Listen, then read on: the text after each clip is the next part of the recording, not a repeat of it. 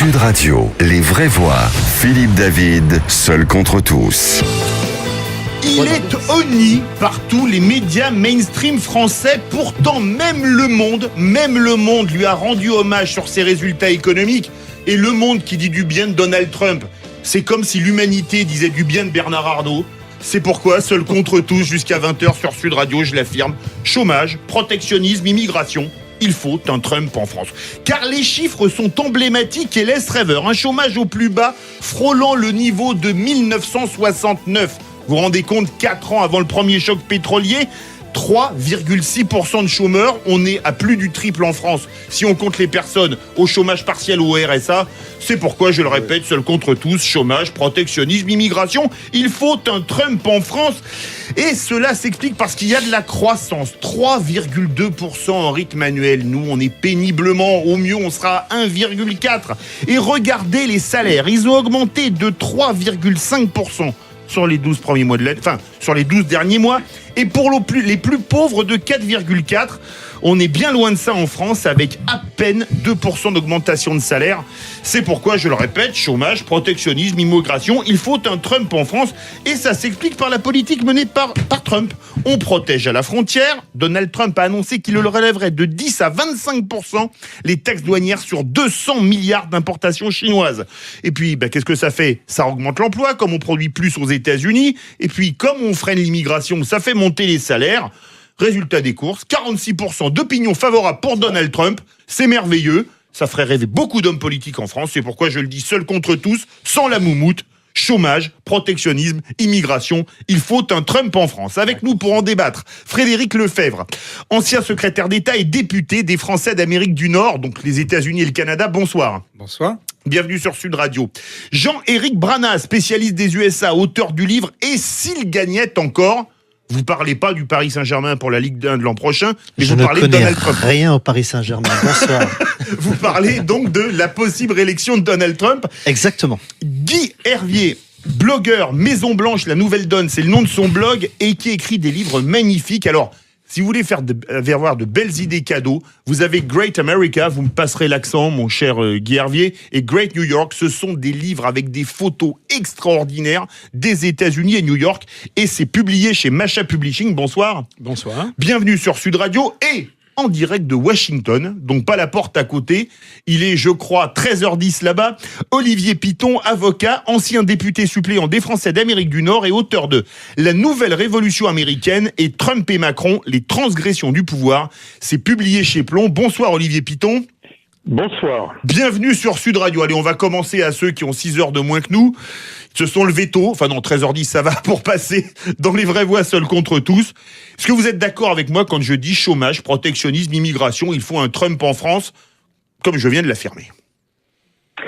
La première réflexion qui vient tout de suite, c'est que moi, je trouve extrêmement intéressant qu'on laisse tomber les à côté, c'est-à-dire l'outrance du personnage Donald Trump, pour parler vraiment du fond. Et je trouve ça très intéressant que maintenant, y compris, vous l'avez rappelé, dans un journal comme Le Monde, on s'intéresse aux résultats de Donald Trump plus qu'à la personnalité de Donald Trump. Ça, c'est le premier constat.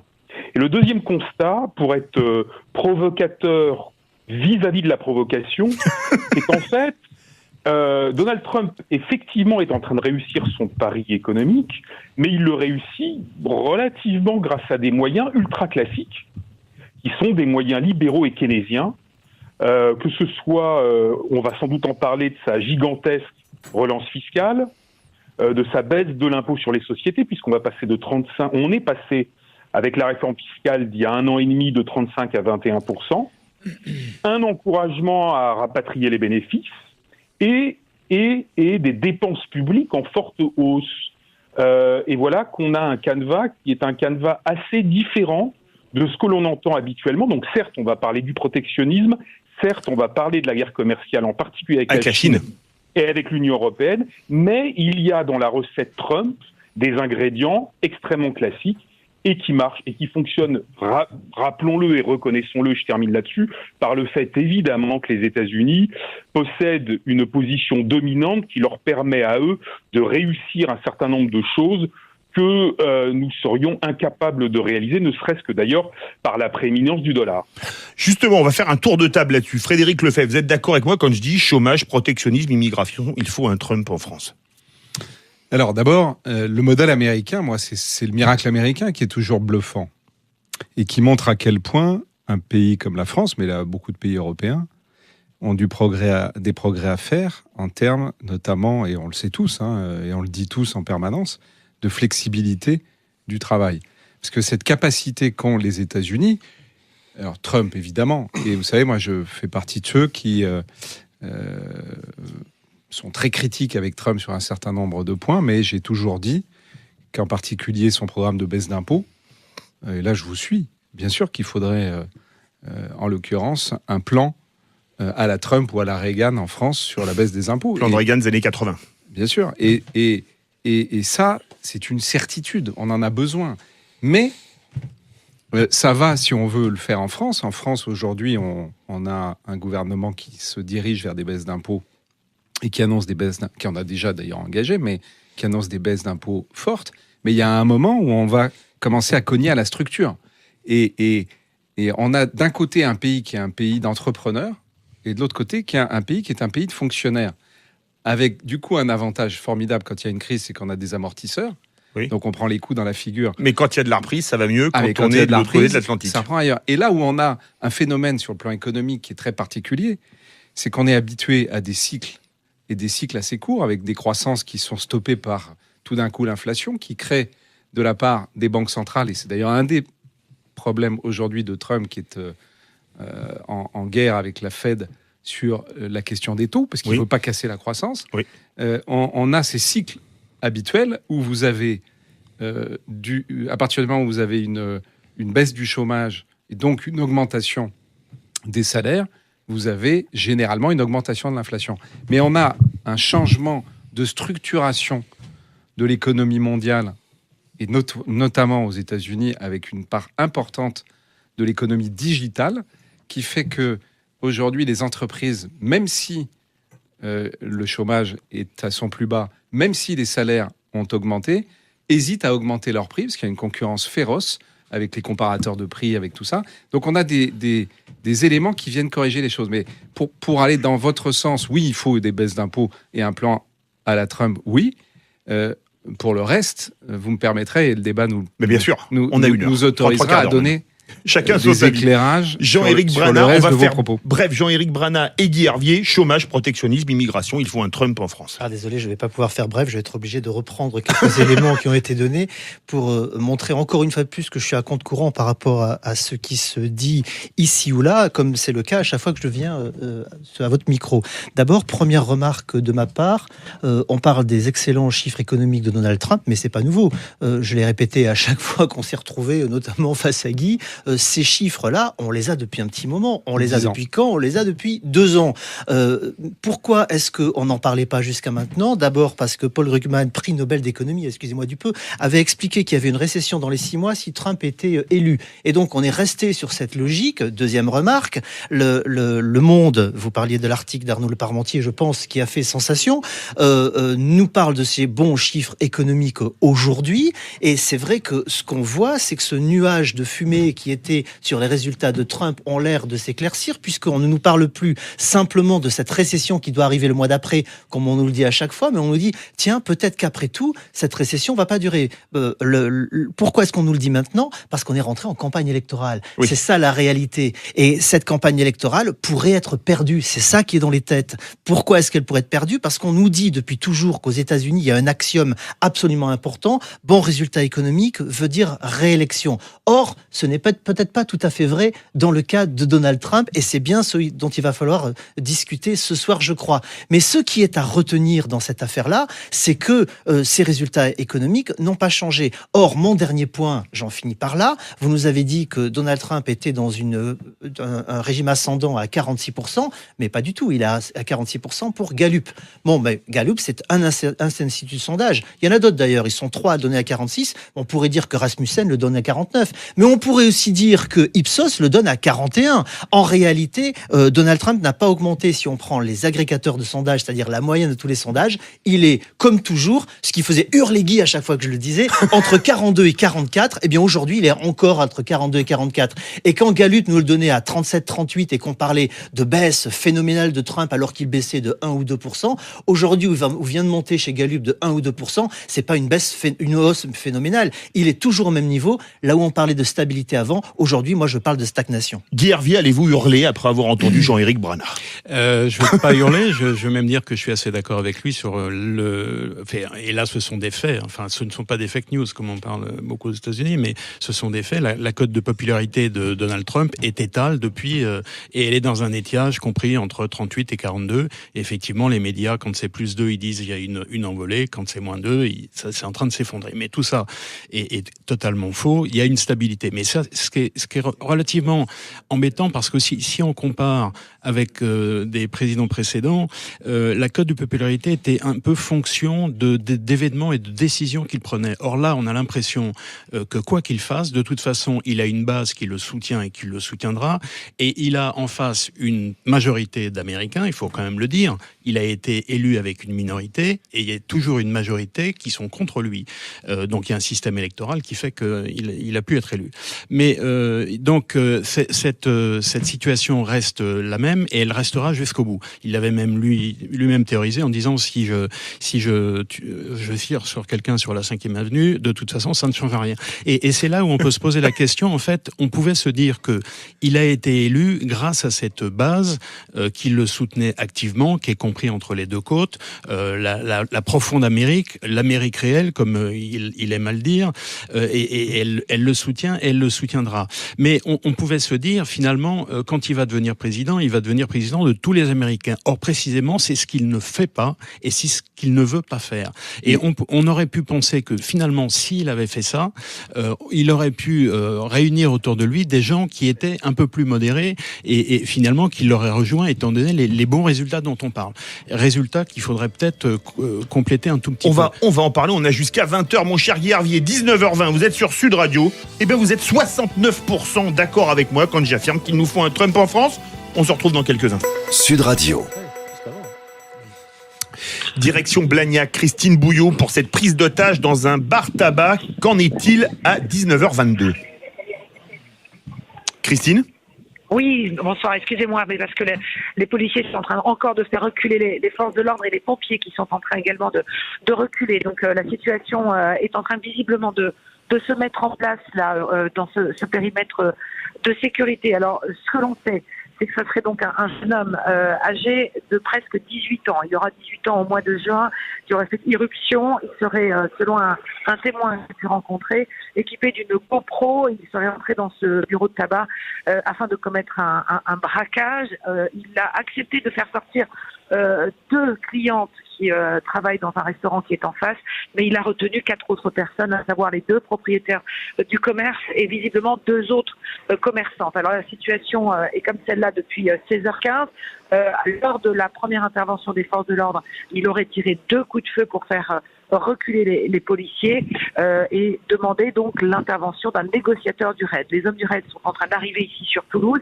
Les hommes de la BRI, le déminage, les forces de sécurité ont installé également un périmètre de sécurité assez important et imposant ici à Blagnac, en attendant sans doute une intervention. Et dernière chose, visiblement, il aurait ligoté, le preneur d'otages, il aurait ligoté donc ses otages à l'intérieur du commerce, mais tout ça reste bien sûr à préciser. Le ministre de l'Intérieur est arrivé il y a à peu près une demi-heure maintenant ici sur place pour assister aux opérations. Donc pour l'instant, je dirais que c'est le statu quo, la situation est posée, sans doute une mise en place afin de permettre l'arrivée des hommes du RAID et le début des négociations entre les négociateurs et le preneur d'otages, donc qui se trouve toujours à l'intérieur de ce bar tabac ici à Blagnac, aux portes de Toulouse. Merci beaucoup Christine Bouillot. On vous rappelle dans quelques minutes pour le suivi de cette prise d'otage. Sud Radio, les vraies voix. Philippe David, seul contre tous. Il faut un Trump en France. Oui, c'est ma position. Ce soir, avec nous pour en débattre, Frédéric Lefebvre, Jean-Éric Brana, Guy Hervier et Olivier Piton. Je vais vous poser une question pour une réponse courte à tous les 4. Tiens, Le Monde a dit du bien de Trump. C'est la première fois, je pense, qu'un média mainstream français dit du bien de lui. Mais vu les résultats économiques, c'est difficile d'en dire du mal. Olivier Piton, comment expliquez-vous qu'il soit aussi honni par les médias mainstream en France ? D'abord, il n'y a pas qu'en France. Il est par intéressant. l'intelligentsia américaine aussi, c'est vrai. Voilà, c'est-à-dire qu'en fait, aux États-Unis, ce qui est assez frappant, c'est que si vous voulez entendre du bien de Donald Trump, il faut aller sur les chaînes Fox News, et que pour la quasi-totalité des autres chaînes, on a droit, je ne vais pas dire du Trump bashing parce que ce serait un peu réducteur, mais en fait, Donald Trump réussit à focaliser l'attention sur lui, jour après jour, dossier après dossier, que ce soit le dossier russe, que ce soit la guerre commerciale avec la Chine. À chaque fois, il réussit à focaliser, à cristalliser sur sa propre personne. Et comme je le disais au début, ça a tendance à édulcorer, à effacer, à mettre un petit peu à l'arrière-plan ces incontestables réussites, en particulier économiques. Donc déjà sur la partie journaux mainstream, ça s'explique. Une sorte de réflexe pavlovien. On fait un tour de table. On fait un tour de table. Comment vous expliquez, Frédéric Lefebvre, qu'il soit aussi honni en France ? Ouais, d'abord, c'est à la mode de critiquer Donald Trump depuis qu'il existe. Oui. Qu'il existe. Avant même qu'il soit président. Avant même qu'il soit président. Et il y a ce phénomène qui est un phénomène où tout le monde se fait plaisir. Mais je ne serais pas aussi affirmatif que vous, parce que ça fait déjà un bon nombre de mois qu'un certain nombre de médias mainstream, comme vous dites, font des dossiers en disant plutôt des choses élogieuses sur lui. Et si finalement la stratégie de négociation de Donald Trump avec la Corée du Nord n'était pas si mauvaise que ça, et si finalement on a vu fleurir beaucoup de papiers de ce type. Ce qui est intéressant avec ce personnage, c'est que, et moi, vous savez, je l'ai eu en face. Vous l'avez rencontré en vrai. On en parlera. Vous nous racontez tout à l'heure comment est Trump. Ce qui est intéressant en fait avec ce personnage, c'est que il rompt beaucoup avec le système politique, et donc il se crée, et le système tout court. Donc il se crée à la fois une sorte de code de sympathie avec, y compris des gens qui ne sont pas spécialement trumpistes, et en même temps une forme de détestation nourrie de tout le système, que ce soit le système médiatique ou le système politique, qui est presque pavlovienne. Vous êtes bien sur Sud Radio, 19h27, c'est un peu bousculé avec la prise d'otage de Blagnac. Vous êtes toujours 69% d'accord avec moi quand j'affirme qu'il faut un Trump en France. On se retrouve dans quelques instants. Sud Radio. Direction Blagnac, où est notre envoyée spéciale Christine Bouillon pour la prise d'otage dans un bar tabac. Où en est-on, ma chère Christine ? Alors le statu quo, toujours Philippe, c'est pour l'instant l'attente de l'arrivée des hommes du raid qui sont attendus ici sur place, puisque le jeune preneur d'otage, un jeune homme qui bientôt aura 18 ans au mois de juin prochain, a demandé à pouvoir négocier. Alors les choses se précisent un tout petit peu au vu des témoignages que j'ai pu recueillir de ce qui s'est passé à l'intérieur de ce bar tabac.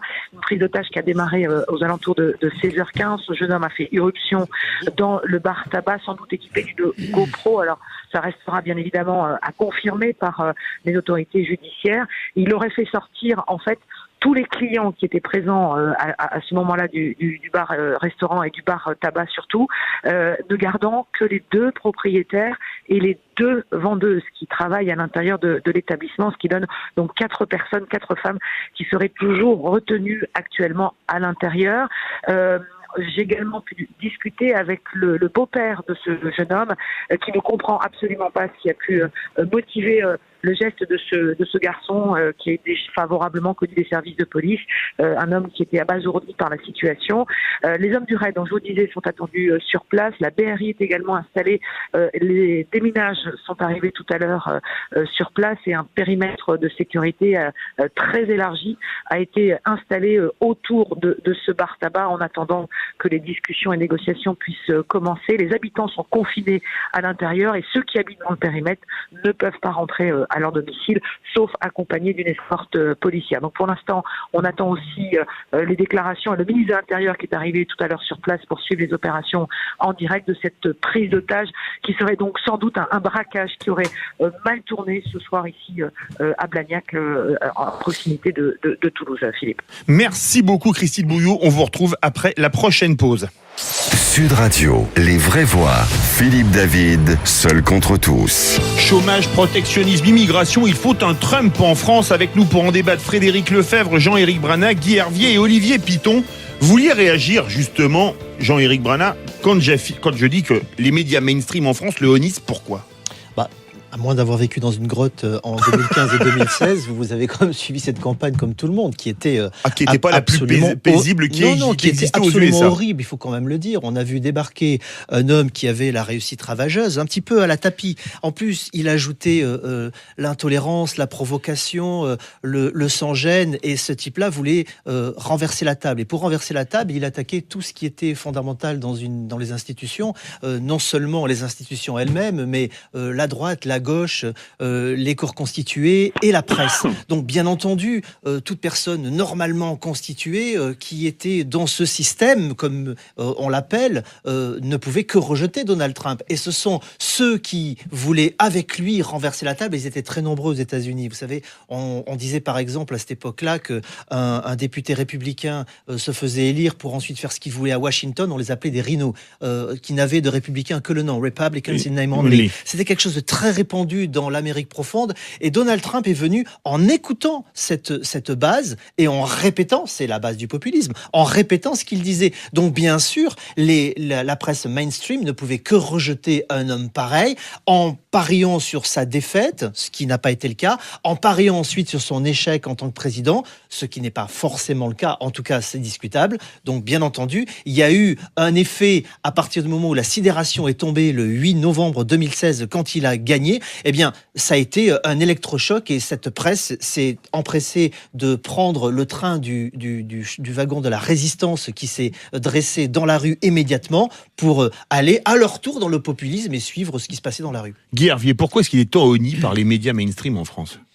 Alors, je reprendrai Olivier Piton parce qu'il parlait de Fox News, et en fait, sur Fox News, il y a quand même deux branches. Vous avez des gens comme Shep Smith et Chris Wallace qui sont devenus très critiques vis-à-vis de Trump. Donc, même sur Fox News, on a des gens qui sont dans les deux camps. Sur les mainstream français, je reprends en fait il y a une enquête qui avait été faite par votre confrère Le Figaro en novembre dernier sur le même sujet, parce que finalement, c'est un peu un marronnier ce que vous êtes en train de faire. Et je pense qu'on se reverra l'année prochaine. Quelques mois avant les élections pour en reparler. Et au moment des élections, bien sûr. Il y avait une enquête qui avait été faite, en fait, auprès des Français, qui disait que 6 Français sur 10... Alors, il faut faire la différence entre Trump, la personne, et Trump, la politique qu'il va mettre en œuvre, ou qu'il est en train de mettre en œuvre. Et donc, en fait, pour répondre à la question que vous posiez, 6 Français sur 10 n'adhèrent pas du tout, n'aiment pas la personnalité de Donald Trump, donc ne le supportent pas, et ils vont même beaucoup plus loin sur la personne elle-même, c'est-à-dire qu'ils le trouvent non compétent, ils le trouvent raciste, enfin bon, tous les qualificatifs, et là je rajoute sur ce que vient de dire Jean-Éric Brana. Imaginez par exemple, pendant la campagne, c'était quand même relativement odieux, pendant la campagne, imaginez par exemple Emmanuel Macron dire il faut arrêter les hordes d'Algériens venir en France parce que ce sont des violeurs et des voleurs. Il parlait des Mexicains, là. Oui. Vous imaginez ça ? En France, ça fera un tollé. Imaginez Laurent Wauquiez dire il faut enfermer Emmanuel Macron et faire répéter la foule qui vient assister à ces meetings, enfermez-le. Et c'est pas Emmanuel Macron, c'est pourri Emmanuel Macron. Donc ce que je veux dire par là, c'est que malgré tout, les mots ont un sens. Alors on dit beaucoup, il faut oublier la personnalité du personnage qui aime aussi se faire. On dit pourquoi on le honnit. Il aime aussi à se faire honnir. Mais il aime la provoque. Il aime bien. Hein, ça fait partie de sa manière de. Il a quand même. C'est pas seulement en termes relationnels. C'est sa manière de mener les affaires. Il a été impliqué depuis qu'il est à la tête de ses affaires Trump Organisation, depuis qu'il a récupéré le bébé de son papa. Il a quand même été impliqué dans 4000 procès. Donc c'est quand même sa manière de faire. Donc Mais aux États-Unis, on a le procès facile aussi. J'entends bien, mais là en l'occurrence, on dépasse toutes les bornes. Mais c'est un Ça tacticien. coûte cher en frais d'avocat, là. Alors, C'est un oui, mais tacticien, il a en ce qu'il faut. l'occurrence. Alors, Il allume donc, des contre-feux dès qu'il y a un incendie. effectivement, là, et alors en fait, il est en train de mettre. On se souvient de la théorie de Nixon de l'homme fou. Ça veut dire, en gros, il voulait montrer à son adversaire qu'il était finalement capable de faire tout et n'importe quoi. Lui, Donald Trump, c'est un petit peu différent. C'est pas le fou, c'est le jusqu'au boutisme. C'est-à-dire qu'en gros, il veut montrer à son adversaire, et on verra ce que ça donne vis-à-vis des Chinois. Peut-être que ça va réussir, c'est pas impossible. Il veut montrer à ses adversaires ou à ses opposants qu'il est capable d'aller jusqu'au bout. Pour l'instant, pour ce qui concerne la négociation sur la Chine, on ne sait pas ce que ça va donner, mais en tout cas, c'est ce qu'il est en train de mettre en œuvre. On a évoqué rapidement la Corée du Nord.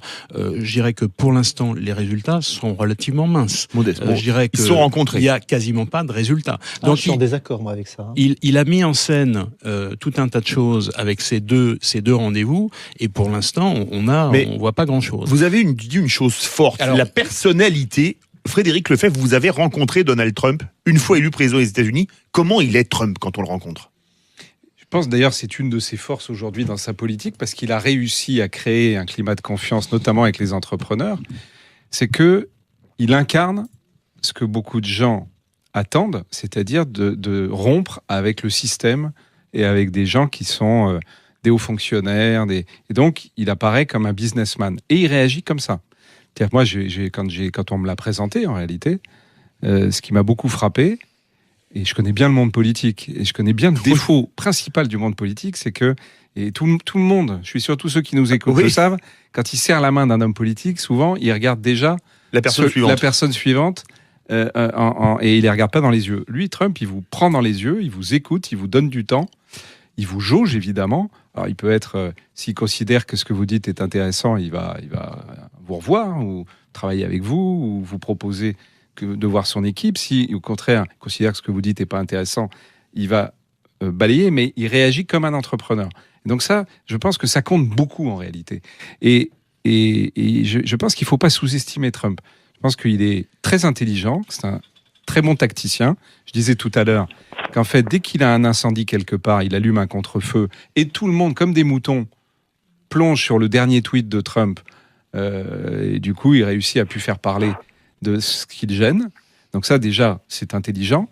Ensuite, la deuxième chose qui est forte, c'est que finalement, il applique une politique qui est assez classique. Et qui est assez classique.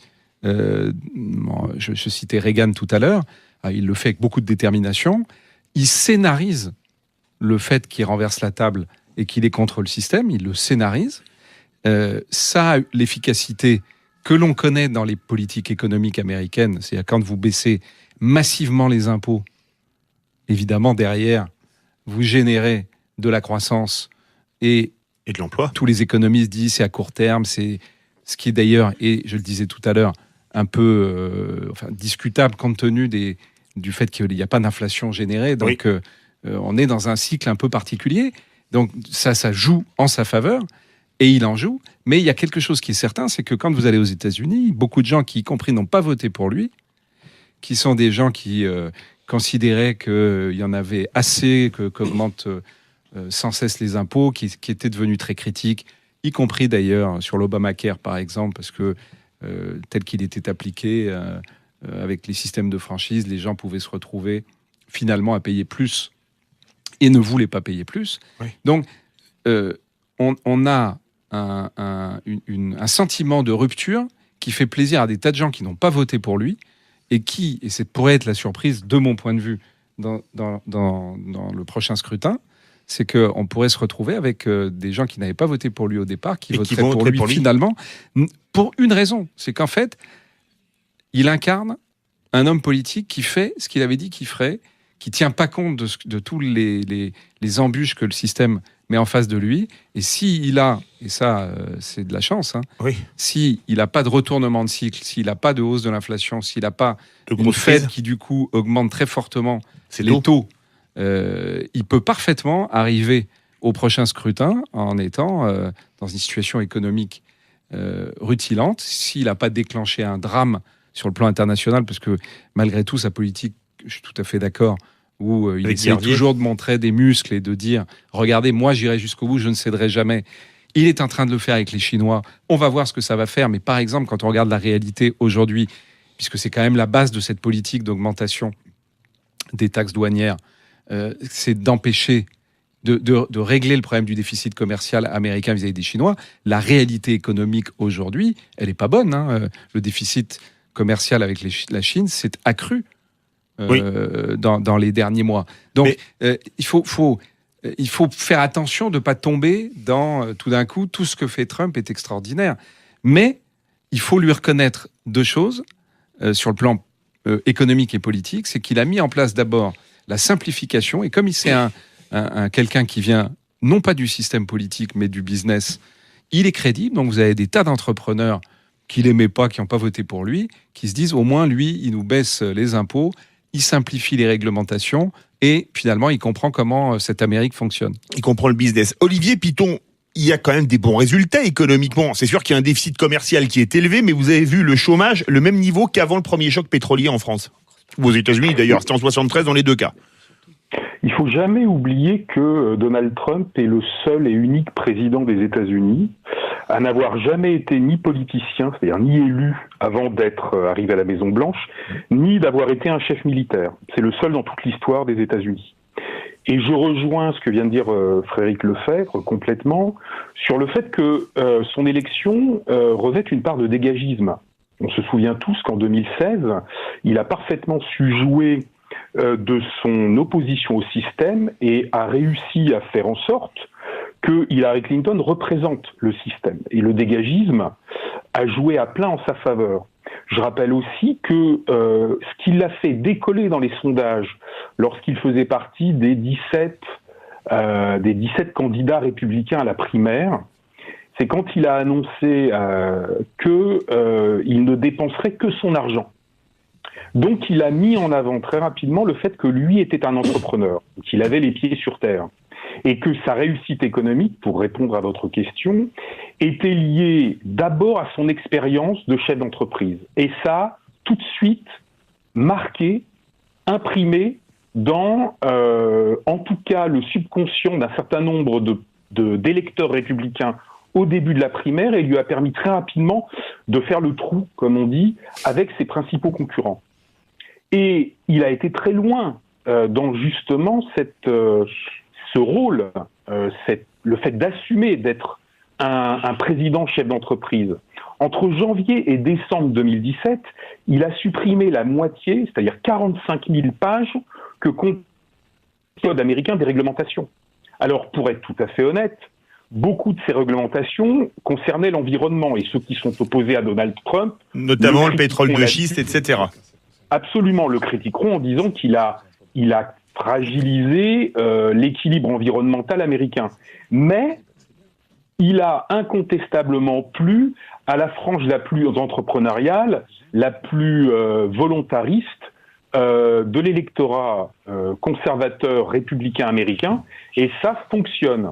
Et aujourd'hui, les économies obtenues justement grâce à ces 1500 réglementations qu'il a abolies sont estimées à plus de 9 milliards de dollars d'économies. Donc on a là-dessus, et c'est très important de le rappeler, on a un président chef d'entreprise. Et puisque votre question de départ, c'est faut-il un Donald Trump à la France ? Eh bien, la question qu'il faut poser aux Français, aux électeurs français sans doute un jour... Voulez-vous un entrepreneur à l'Élysée ? Eh bien, exactement. C'est peut-être ça la question à poser au bout du compte. Very good question. Excellente question. Vous êtes bien sûr Sud Radio, 19h45. Ça a bougé dans Seul contre tous. Quand je dis qu'il faut un Trump en France, on était à 69% d'accord. On est passé à 71%. On se retrouve dans quelques instants. Sud Radio, les vraies voix. Philippe David, Seul contre tous. Retour des vraies voix Seul contre tous. Et je l'affirme, chômage, protectionnisme, immigration. Il faut un Trump en France. Jean-Éric Brana, les résultats économiques qui sont là, par contre, vous n'êtes pas d'accord sur le résultat en politique étrangère.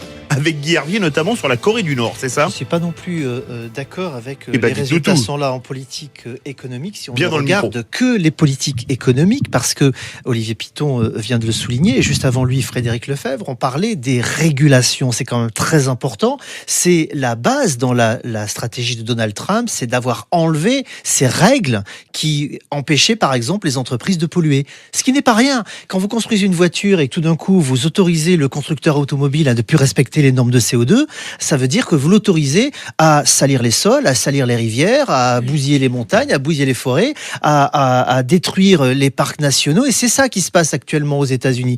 Donald Trump a donné l'autorisation de forêts en Arctique, en Antarctique, dans les parcs nationaux, de salir les rivières. Il n'y a plus d'amende, même de construire en zone inondable. Tout ça, c'est autorisé désormais avec Donald Trump. Et il faut se poser la question, non pas est-ce qu'on est d'accord pour avoir un président entrepreneur, mais est-ce qu'on est d'accord pour avoir un président entrepreneur qui bousillera la planète et qui transmettra à nos enfants et nos petits-enfants un système irréversible sur lequel, donc, puisqu'il est réversible, on ne pourra pas revenir. C'est pour ça que je ne suis pas entièrement d'accord. Maintenant, sur la politique étrangère, c'est vrai que j'avais un désaccord tout à l'heure, je l'ai dit, notamment sur la Corée du Nord.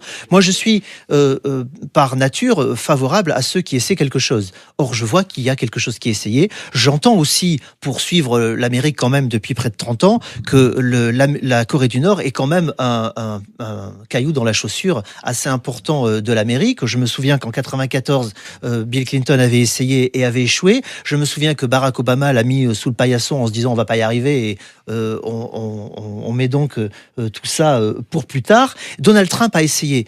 Il n'y a pas de guerre. Il y a une situation plutôt calme. Et la semaine dernière, quand Kim Jong-un, il y a 4 jours, a lancé des missiles à courte portée, on s'est dit, mais qu'est-ce qui va se passer à ce moment-là? Moi, le premier, j'ai tweeté dessus en disant, mais qu'est-ce que va faire Donald Trump? Est-ce qu'il va envoyer un porte-avions, déclencher une guerre? On se pose la question, puisque là, il y avait un gros coup de canif au contrat. Et Donald Trump a été très calme. Pour reprendre les propres mots de Guy Hervier tout à l'heure, c'est un entrepreneur. Et il a fait exactement ce que fait un entrepreneur de New York, c'est-à-dire qu'il a dit que ça faisait partie de la négociation. C'est-à-dire que Kim Jong-un, à son tour, à monter un petit peu le ton pour essayer d'obtenir quelque chose. Restez calme dans une situation comme ça, c'est important. Souvenez-vous, en début septembre 2016, quand il y avait le premier forum sur la sécurité entre Hillary Clinton et Donald Trump, Hillary Clinton s'était tournée vers Donald Trump en disant « Moi, je suis inquiète parce que pour être président, il faut avoir du tempérament et du jugement. » Et sur cette question-là en particulier, il a prouvé qu'il avait le tempérament et le jugement. Alors on peut dire que Donald Trump est devenu présidentiable avec le temps. En tout cas, à mon avis, il a eu la bonne réaction sur ce dossier en particulier. Avec la question de la Corée du Nord et de la Chine, Dans le micro. jamais oublier que c'est absolument essentiel de rappeler les liens entre la Corée du Nord et la Chine. Oui. Et donc, du coup, évidemment, comme il ne veut pas rater sa négociation musclée avec la Chine sur le plan économique, ça explique aussi, et ça montre, je suis parfaitement d'accord avec, on l'a tous dit d'ailleurs, hein, ça montre qu'il veut avant tout l'efficacité du résultat, de l'objectif qui s'est fixé et obtenir un résultat. Mais justement, Guy Hervier, on le fait un peu passer pour un crétin, comme souvent on est assez condescendant en France. Non mais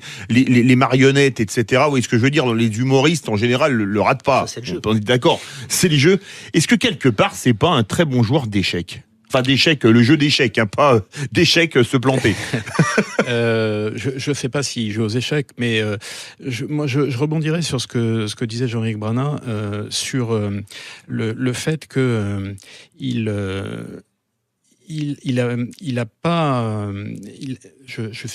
j'ai perdu le fil sur l'environnement. Si j'étais vert, je serais absolument désespéré. Parce que, en fait, ce qu'il fait, c'est une politique à très court terme. Effectivement, dans 10-15 ans, on verra. Je vous conseille d'aller voir le documentaire sur Alexandria Ocasio-Cortez sur Netflix.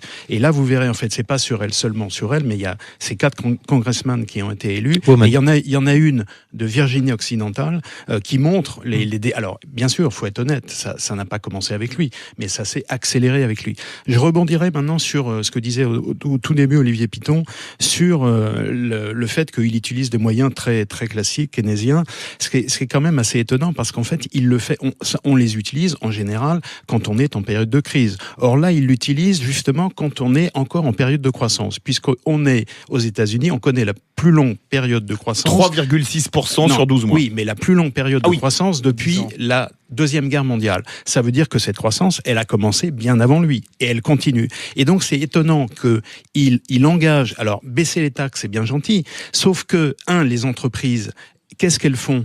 Elles font des bénéfices considérables. Certaines d'entre elles rapatrient peut-être, avec le protectionnisme, rapatrient peut-être quelques fabrications aux États-Unis, mais c'est à voir, et c'est pas sûr du tout. Elles, en revanche, elles dégagent des bénéfices considérables. Qu'est-ce qu'elles font avec ces bénéfices ? Elles rachètent des actions. Elles ne font quasiment que ça. Et en gros, c'est quoi ? C'est pour soutenir le cours de l'action. Et c'est de l'argent qui est brûlé inutilement. Elles pourraient investir dans la recherche, l'innovation. C'est ce qu'elles ne font pas. Maintenant, on pourrait aussi se dire, est-ce que les Américains, c'est toujours la question qu'on pose depuis un certain temps, depuis Reagan, on se dit, quand on arrivera aux prochaines élections, est-ce que les Américains sont dans un meilleur état qu'ils ne l'étaient 4 ans auparavant ? On peut en discuter. On peut en discuter, par exemple, on a parlé de l'Obamacare, c'est quand même une situation qui est très préoccupante parce que, en fait, les républicains et Donald Trump, qui sur ce point-là les a suivis, n'a eu de cesse que de dire il faut repeal and replace. Ils l'ont quasiment détruite, mais ils n'ont rien remplacé. Ce qui fait que, avec le système américain d'assurance maladie qui est attaché aux entreprises, il y a tout un tas de gens, et tout un tas, c'est des millions de gens qui ont perdu leur assurance santé, assurance maladie. Maintenant, sur un autre point, les inégalités. Alors effectivement, il y a de la croissance. Les salaires sont un peu repartis à la hausse. Ça fait 40 ans qu'ils n'ont pas augmenté. Mais la question, c'est pas tout à fait ça. Il y a une forte croissance. Est-ce que cette croissance est redistribuée à tout le monde ? Or, il se trouve que les inégalités sont aujourd'hui aussi fortes qu'elles l'étaient il y a quasiment 100 ans, c'est-à-dire avant la guerre de 14. Oui. Donc, et on fait que c'est une situation qui était explosive. Alors, il nous reste un peu moins de 2 minutes. Je vous posais la même question à tous les 4. Olivier Piton, donc une réponse brève. Pensez-vous qu'il puisse être réélu dans un peu moins d'1 an et demi ? Enfin, si pile 1 an et demi. Jamais de pronostic. On a vu ce que vous mouillez, c'est bien. Ça nous avait coûté il y a 2 ans. Une chose est incontestable, c'est si on se réfère, et ça a été rappelé tout à l'heure, à l'axiome économique, quand l'économie va bien aux États-Unis, le président est réélu, ou bien son opposant, si ça va mal, se trouve être élu. Si cet axiome tient toujours, Donald Trump a de fortes chances d'être réélu. Il reste néanmoins clivant et il n'est pas impossible qu'un bon candidat démocrate soit en mesure d'aller lui contester les votes populaires, et là se trouve sans doute la clé de l'élection dans 2 ans, donc surtout pas de pronostic. Mais tout est tout. Frédéric Lefebvre, vous mouillez un peu plus, vous, qu'Olivier Piton? Ouais, moi je pense qu'il peut être élu. Ça va dépendre évidemment, je le disais tout à l'heure, notamment de la situation économique et du plantage total ou non de sa stratégie de bras de fer avec non seulement la Chine, mais avec ses alliés de toujours que sont les Européens. Et pour vous, il peut être élu ? Et donc du coup, si sur tous ces tableaux, il a des résultats, bien sûr qu'il peut être élu. S'il ne les a pas, plus on va approcher du moment de l'élection, plus on va être en mesure de le savoir, de voir si oui ou non il pourra. Mais je vous rappelle que ce que je disais 1 an avant son élection, quand tout le monde le donnait perdant, et où moi je terminais le portrait que j'avais fait de lui, en disant rien ne l'arrêtera, il est le porte-parole des sans-voix, ça n'a pas disparu. Et aujourd'hui, il a au contraire gagné, je le disais tout à l'heure, une partie de gens qui votaient contre lui, mais qui, sur le plan business, se disent, finalement, il obtient des résultats. Donc aujourd'hui, il part avec un beau capital. Jean-Éric Brana. Écoutez, je viens d'écrire un livre, comme vous le disiez gentiment tout à l'heure, dans lequel je pose cette question. Et j'apporte la réponse. J'explique sur 300 pages pourquoi il va être élu, et dans les 30 dernières, je vous explique pourquoi il ne le sera pas. Et à mon avis, vous, Guy Hervier, vous allez avoir un comportement pythonien, c'est-à-dire pas trop vous mouiller. Je ne veux pas mouiller parce que je me suis déjà fait avoir une fois, donc une fois ça suffit, je crois que j'ai appris la leçon. Il peut gagner, c'est indiscutable, et dans les éléments que donnait Frédéric Lefebvre, il ne faut pas oublier aussi la guerre interne qui est en train de lui lancer le Congrès, en particulier la Chambre des représentants, qui est à majorité démocrate, et qui est en train de lui demander un certain nombre de choses, et là il y a une guerre, on ne sait pas très bien comment cette guerre va se terminer. Si on fait un rapprochement entre lui et Nixon, 9 jours avant que Nixon démissionne, c'est là où il avait répondu non à toutes les demandes du Congrès. Donc, l'histoire ne se répète pas, mais on sait jamais. Les jeux sont faits. Merci beaucoup à Frédéric Lefebvre, Jean-Éric Brana, Guy Hervier et Olivier Piton. Verdict 72% d'accord avec moi. Direction Blagnac, où en est-on de la prise d'otage Christine Bouillot? Christine? Oui, Philippe, excusez-moi, mais on vient d'avoir la confirmation qu'une des otages a été libérée à l'instant, il y a moins de 5 minutes. Une témoin raconte au micro de Sud Radio la scène, une jeune femme donc, qui se trouvait entourée de 2 policiers qui a pu donc sortir. Alors, est-ce qu'elle est sortie par une intervention des forces de l'ordre ou est-ce que le preneur d'otage les a laissé sortir cette jeune femme?